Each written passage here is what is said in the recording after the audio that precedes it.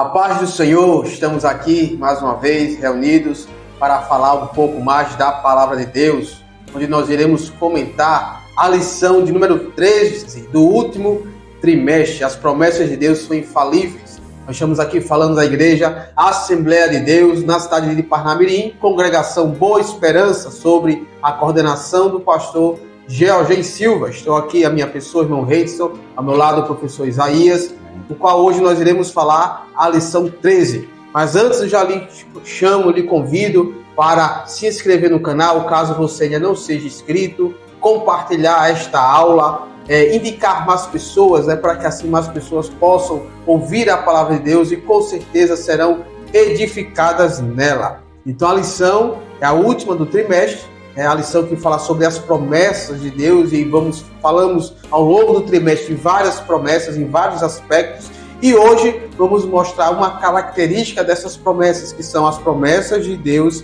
são infalíveis, que é o tema da nossa lição. O texto encontra-se lá em Números capítulo 23, versículo 19, que diz o seguinte: Deus não é homem para que minta, nem filho de homem para que se arrependa. Porventura, diria ele e não o faria? Ou falaria e não confirmaria? Verdade prática, diz o seguinte: as promessas de Deus são infalíveis, porque Deus e sua palavra sempre cumprem um propósito.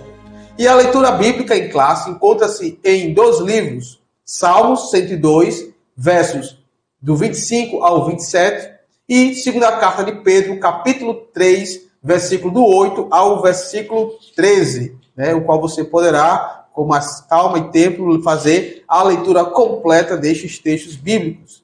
Então, introduzindo a lição desta feita, que é a lição de número 13, a Bíblia vem revelar alguns atributos de Deus, e nós vemos destacar dentre eles, nesta lição também, a sua onipotência, a sua onisciência, e a sua onipresença, desses três atributos. E enfatizaremos nessa lição um outro atributo de Deus, a sua imutabilidade. Ele é imutável. É o tema que está no transcorrer desta lição. E estamos associados esse atributo às promessas de Deus. Então, sabemos então que Deus ele não falha em suas santas promessas e vemos um Deus infalível, tanto no Antigo Testamento como no Novo Testamento. Então, todo o transcorrer da Bíblia, toda a história bíblica, vemos então essa característica presente em Deus, que ele é um Deus imutável. Então a sua infalibilidade de Deus e as suas promessas é o grande tema que tem grande valor, que deve fortalecer a nossa vida espiritual. Quando nós temos certeza e nos apegamos a este atributo de Deus, e confiamos nessa palavra. Então, esta é a temática da lição de número 13. Amém, meus irmãos. Damos aqui continuidade na nossa lição, como já introduziu de forma muito interessante para o nosso professor Reidson. Vamos iniciar o nosso primeiro tópico, que fala sobre esses atributos, Reidson? De Deus, são também conhecidos como atributos incomunicáveis de Deus. Por que incomunicáveis? Porque pertencem somente a Ele. São atributos característicos mesmo dessa natureza divina do Deus Criador de todas as coisas. E a primeira característica desses atributos incomunicáveis de Deus é realmente a sua infalibilidade. Deus ele é infalível. Ok? E isso diferencia Deus, Reidson, totalmente da sua criação. De tudo aquilo que ele criou. O nosso comentarista aqui, o pastor Elinaldo Renovato de Lima, ele vai nos mostrar vai trazer nesse tópico que existe uma diferença entre o Deus Criador e o Deus Criador e aquilo que foi criado por esse Deus Criador. Tudo aquilo que o Senhor Criador está passivo mesmo de ser falível, de ser mutável, de um dia acabar. Porém, aquele que criou todas as coisas, ele é imutável, ele é infalível e ele também é absoluto. Deus, ele está fora do tempo. Deus, ele é atemporal. Então, ele conhece todas as coisas antes delas mesmas existirem no tempo. É mais uma característica desse Deus todo-poderoso. E nós, como criaturas de Deus, falíveis, mutáveis e submissas totalmente a Ele, temos mesmo que reconhecer que só Ele é infalível, só Ele é realmente imutável e só Ele é realmente absoluto sobre todas as coisas. Assim nos mostra o nosso autor Reigson, da nossa lição, nesse primeiro subtópico que fala sobre essa questão da infalibilidade divina. Exatamente. Então, dentro desse contexto ainda, que é um Deus absoluto, um Deus que não muda, que é imutável, infalível, vemos então uma promessa infalível. Se Deus, que é o Criador, ele tem essa característica, então a promessa, né, que ele realiza, ele faz para a igreja, a promessa para seus filhos também é infalível. Né? É uma promessa que acompanha o seu atributo. Não tem como desassociar, né, o agir de Deus, as ações de Deus, as promessas de Deus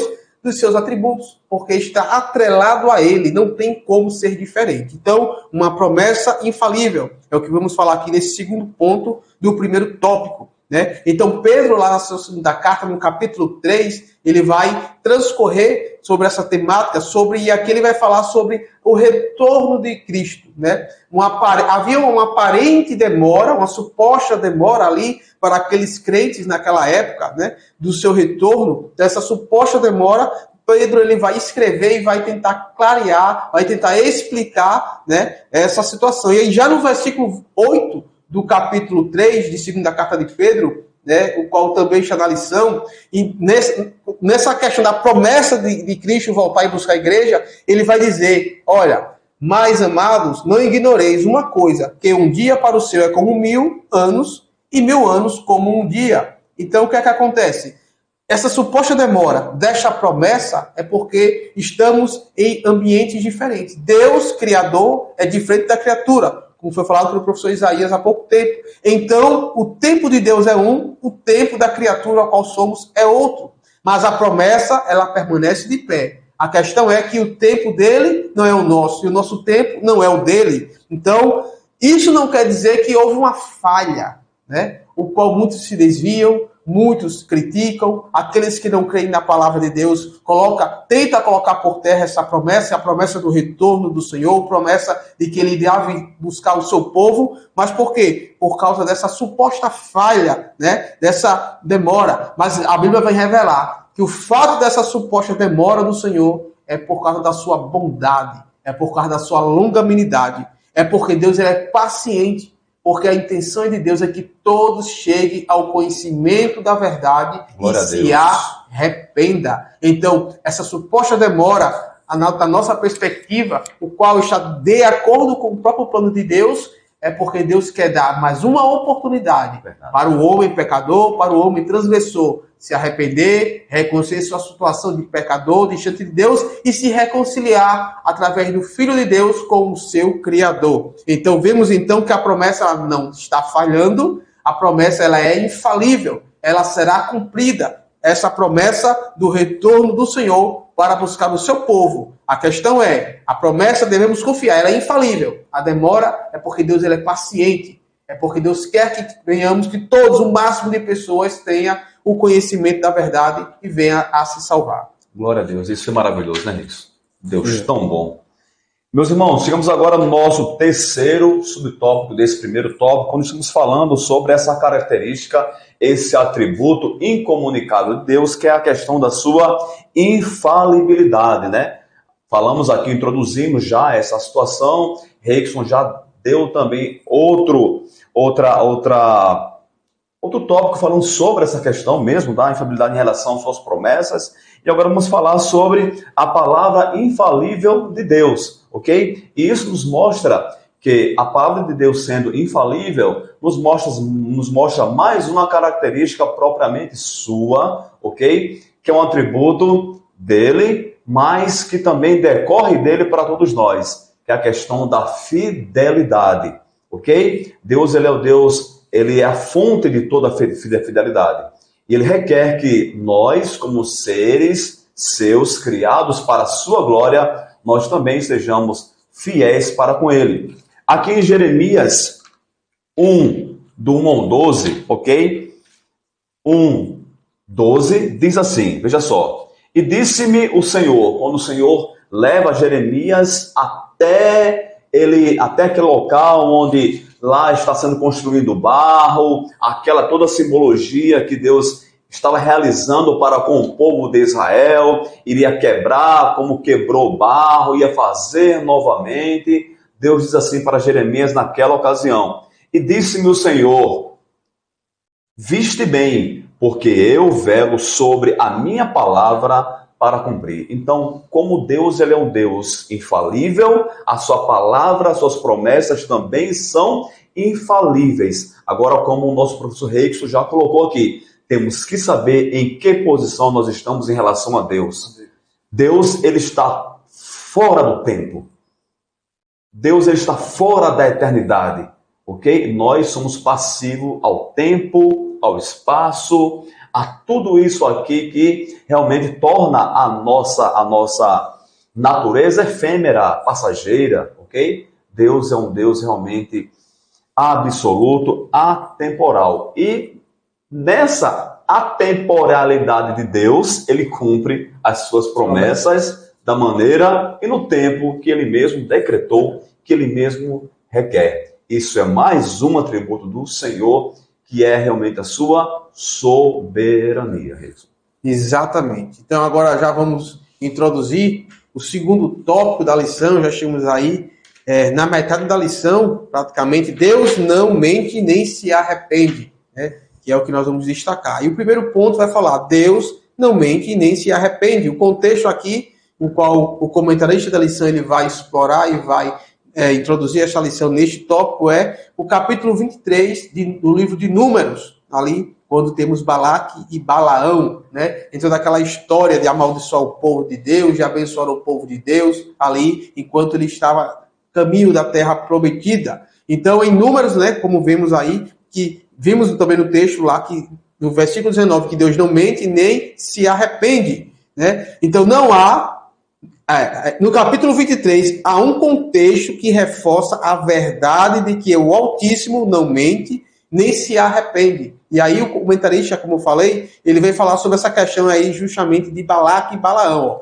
Por ocasião da tentativa, porque não foi consumado, de Balaque em fazer com que Absalão amaldiçoasse o povo de Israel, lemos que, ao introduzir a mensagem da palavra de Deus, que não agradaria a Balaque, né, porque Deus ele não concorda, logicamente, ele vai proteger o seu povo. Então, quando Balaão vai dar a resposta a Balaque, introduzir a palavra de Deus, o que Deus passou para ele, né, e que não iria agradar a Balaque, que não agradaria a Balaque, o profeta, Balaão enfatizou que ele não mente. Ele quem? Deus, ele não mente. Deus, ele não se arrepende. Para, em seguida, aí ele vai afirmar: eis que recebi mandado de abençoar. Quer dizer, Deus mandou abençoar o povo, e não amaldiçoar. Pois ele tem abençoado e eu não posso revogar. Assim Balaão não podia fazer o que Deus não havia decretado, né? Então, esse aí é o contexto o qual o comentarista escolheu para falar sobre isso. E vemos aí, não só nesse também, mas em várias passagens bíblicas, né? O qual Deus, ele cumpre a sua palavra, né? O qual Deus cumpre. E agora, nesse próximo tópico, vai começar justamente com uma pergunta, qual nós iremos observar, quando o professor Isaías falar, né? E qual poderá dar ideia de uma contradição, mas nós iremos perceber o que de fato aconteceu. Exatamente, meus irmãos. Vamos iniciar esse tópico que é interessante, que é um pouco intrigante também, que, como o Reikson falou, é uma aparente contradição. Será que na palavra de Deus existe contradição? Será que Deus se arrepende ou não? Né? Agora você começa já a refletir a partir dessa premissa. Veja só. Como um ser que conhece todas as coisas antes que elas aconteçam pode se arrepender? Né? É algo para se pensar. Meus irmãos, o nosso segundo tópico, o nosso autor traz essa pergunta, né, que será respondida no subtópico terceiro. Fala assim: Deus se arrependeu? Vamos lá. Em Gênesis, vou ler para você. Em Gênesis 6, lembra-se que Noé construiu uma arca para a salvação dele. Você conhece aqui o contexto histórico disso aqui. Todo mundo sabe, né? Você está lá na escola dominical, na EBD, ainda como criancinha, você já começa a aprender sobre a arca de Noé, sobre o dilúvio e tudo mais. Então Deus manda Noé construir uma arca, ok? Para que ele está irado completamente com a humanidade, o peso do pecado chegou, se tornou insuportável para Deus, ok? E ele agora vai destruir toda a humanidade existente na terra através da água. E ele manda o dilúvio e acontece mesmo. Apenas o remanescente aí permanece, que é Noé e sua família dentro da arca, e os animais que Deus coloca, casal por casal, ali dentro também, para preservar também estes animais. Meus queridos, então, aqui, nesse mesmo contexto, nos traz aqui uma situação bem interessante que o nosso autor traz. Diz assim, veja só,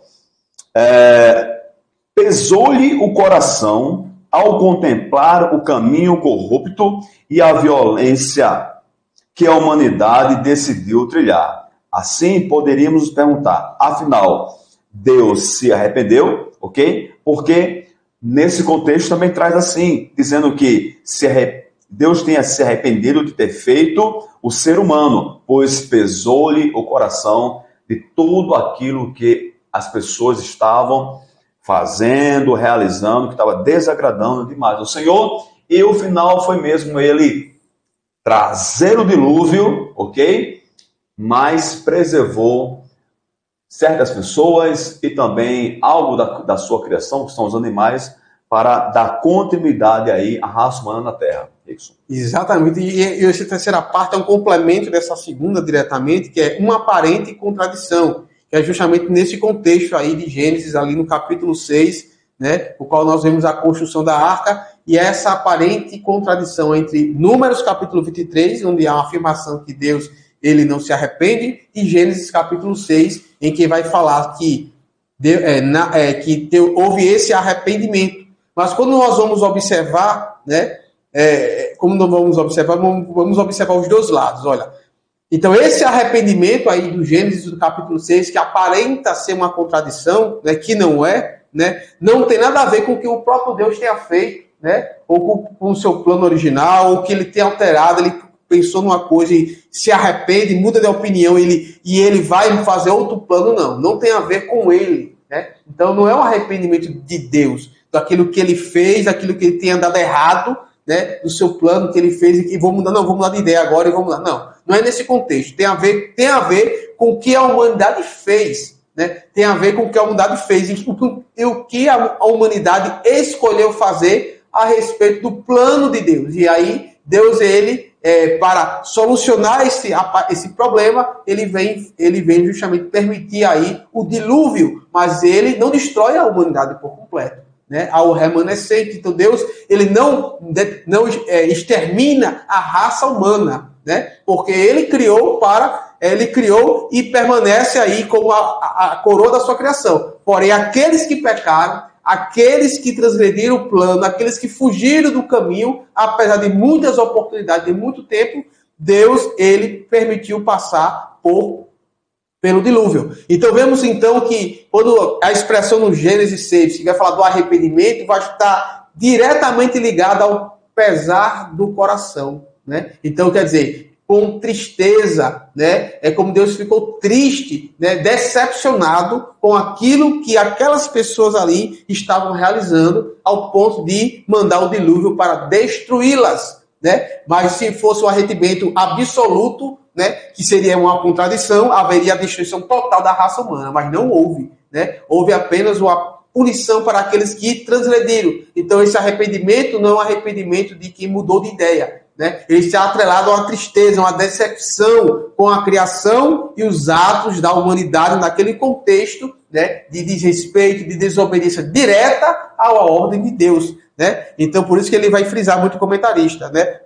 Que arrependimento e pesou-lhe o coração. E quando utiliza essa questão do arrependimento, do linguajar, também é uma forma do autor, do escritor, não só aqui do Gênesis, no caso de Moisés, mas como de outras partes da Bíblia, para que possa melhor ser compreendido algumas atitudes de Deus, ele vai utilizar características humanas em Deus. Não é que Deus tenha totalmente aquelas características, mas é para que possa facilitar nós, criatura, né, compreender o contexto, a mensagem de Deus, porque seria talvez muito, muito abstrato, né, se não fosse colocar em Deus algumas características para melhor compreensão, apenas para compreensão. Então, nesse contexto, o arrependimento está aqui só para que a gente possa compreender essa decepção de Deus, essa tristeza profunda, que é o pesar do coração. E aí esse termo, como o comentarista ele vai até destacar, que é o antropopatismo, né, que quando o escritor bíblico aqui, e outros escritores bíblicos também, em várias partes da Bíblia, vai atribuir características humanas a Deus para facilitar a leitura e a compreensão do contexto. A própria divindade. Tá? Antropopatia é em relação a sentimentos. E antropoformismo é em relação à forma divina. Então, a Bíblia diz, que é só para você entender, meu querido aluno, a Bíblia diz que Deus ele é espírito, né? Mas também você vê a Bíblia dizendo que, falando sobre a mão de Deus, o olho de Deus, ok? Então, são características humanas dadas à divindade para uma maior compreensão dela. Então, quando fala-se de sentimentos humanos atribuídos a Deus, é para que nós humanos possamos ter uma proximidade maior e melhor da compreensão de Deus, ok? Dessa relação de um Deus pessoal para conosco. Então, antropopatia e antropoformismo, né, são técnicas de escrita para que possamos ter uma melhor compreensão, né, da divindade, né? Forma e sentimentos. Meus queridos, vamos entrar agora, né, Rex? Não temos aqui ainda. Perdão, vamos entrar agora no nosso terceiro, é isso? Isso, terceiro. Então, vamos finalizar aqui esta lição tão gloriosa que eu sei, meu querido ouvinte, que você está aprendendo muito nesta noite conosco e nós também aprendemos com você. Só lembrando, vale ressaltar aqui que, né, esse programa não tem o objetivo de substituir a Escola Bíblica Dominical, ok? Aqui é apenas uma ferramenta para que você possa maximizar aí os seus estudos, os seus esforços, professor, para que no domingo, na igreja local, você possa realmente ali aprender e frequentar a EBD. Frequente a escola dominical na sua igreja. É importantíssimo. Amém? Vamos falar agora sobre as infalíveis promessas de Deus. Dar continuidade a esse tema, né? Que é aí o cerne da nossa lição como um todo. Fala assim, um plano glorioso. A queda do ser humano não pegou Deus de surpresa, né? Como nós falamos, Deus está fora do tempo. Então, um ser que está fora do tempo, ele é atemporal, ok? Então ele conhece todas as coisas que estão dentro do tempo, antes que ela aconteça. Esse é mais um atributo incomunicável do Senhor. Pelo contrário, havia um plano delineado, já realizado, ok? No coração de Deus, para ele desde o início, conforme lemos em Apocalipse, ok? Diz assim, ó, e adoraram-na todos os que habitam sobre a terra, esses cujos nomes não estão escritos no livro da vida do Cordeiro, que foi morto desde a fundação do mundo. Aqui o autor diz que o Cordeiro, historicamente, ele não foi morto desde a fundação do mundo. O Cordeiro, historicamente falando, ele foi morto lá na cruz do Calvário, por ocasião do término do seu ministério, que é Jesus Cristo, o término do seu ministério terreno aqui na terra. Finaliza com a morte e a ascensão de Cristo aos céus. Tá? Ok? Porém, meus irmãos, para Deus, aquilo já tinha sido idealizado, a morte do Cordeiro havia sido idealizada desde a fundação do mundo. Por quê? Porque Deus já conhecia que o homem ia cair realmente. Então, nesse conhecimento de todas as coisas, né, é a questão da presciência divina, mais um atributo incomunicável, pertence somente ao Senhor, a presciência dele, ele tem ciência das coisas antes que elas mesmas aconteçam. Presciência. Então, meus queridos, Deus já idealizou todo o plano da redenção do homem, da redenção da sua criatura, que foi a morte do Cordeiro. Por isso que nos traz assim esse capítulo de Apocalipse 13, versículo 8. Foi um plano glorioso que, segundo o conselho da sua vontade, já havia sido planejado por meio de Jesus Cristo, o nosso Salvador.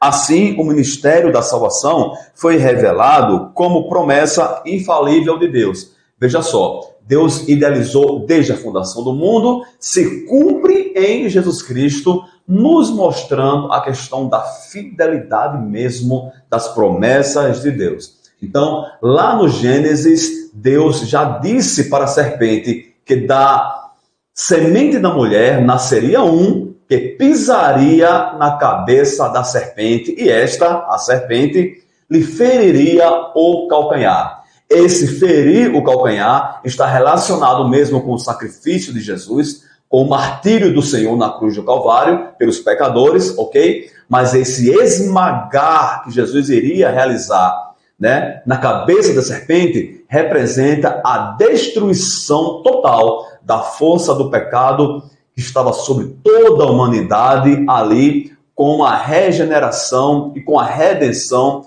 que Cristo realizou na cruz do Calvário, pagando a nossa dívida para com o Pai, que todos nós tínhamos. Então, se cumpre. Como se cumpriu essa palavra, toda a palavra do Senhor, ela também se cumprirá. Inclusive, Reikson, quando ele diz que ele voltará para buscar a sua igreja. Exatamente. Então, nesse contexto das promessas, quais são infalíveis, vemos esse plano glorioso, né, idealizado, né, desde a fundação do mundo, a questão do Redentor, e vemos também outra promessa infalível, que é a eternidade. Então, juntamente com o plano da salvação, qual acabamos de falar, temos também, Deus promete vida eterna, né? Então, é uma promessa que é infalível, ela vai se cumprir, né? Então, isso mostra, então, que nós não fomos criados para a queda, né? A queda, na verdade, foi um erro do homem, né? Um erro do homem que o afastou do plano original de Deus, do plano perfeito de Deus, que trouxe como consequência o pecado e a queda. Então, não fomos criados para a queda, né? Não fomos criados para a rebelião contra Deus, né? E nós não fomos criados para a finitude, que é o qual nós somos hoje. Temos um fim, não. Fomos criados para a eternidade, para andar e viver na presença de Deus, que era o que acontecia e ocorria no Éden, né? Então, este é o plano de Deus, andar e viver com Deus. Então, dessa forma, o Senhor, ele vem garantir justamente essa eternidade que foi perdida, né? Que foi ali com o pecado, mas a promessa encontra-se de pé, né? Com o plano da salvação, temos então uma vida eterna. E esta vida não é uma vida qualquer, é uma vida transformada com um corpo, né? Que agora é um corpo incorruptível, como vemos lá em 1 Coríntios capítulo 15, né? Paulo discorrer sobre essa temática. Então, meus amados irmãos, além do plano, né, glorioso, que é uma promessa infalível, ela vai se cumprir, ela já se cumpriu em Cristo, há a promessa do retorno e também a promessa da vida eterna, da eternidade. Glória a Deus, meus irmãos. Chegamos agora ao nosso terceiro e último subtópico desta lição. Já agradecemos aqui a sua audiência, agradecemos aqui o seu compartilhar. Pedimos que você, né, Reikson, faça isso, compartilhe esse vídeo para que chegue para mais pessoas, curta também para que essa plataforma entenda que isto realmente é um conteúdo relevante e que mais pessoas venham ser aí alcançadas pela palavra do Senhor.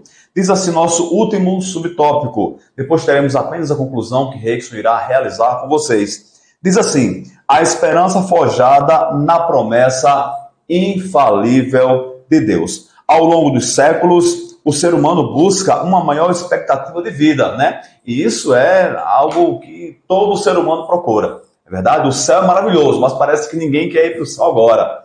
Não é verdade? Todo mundo quer prolongar os seus dias de vida nessa terra. Então, pessoas procuram meios e tal. Isso é bom, isso é saudável, quando realmente os meios são saudáveis. Não é verdade?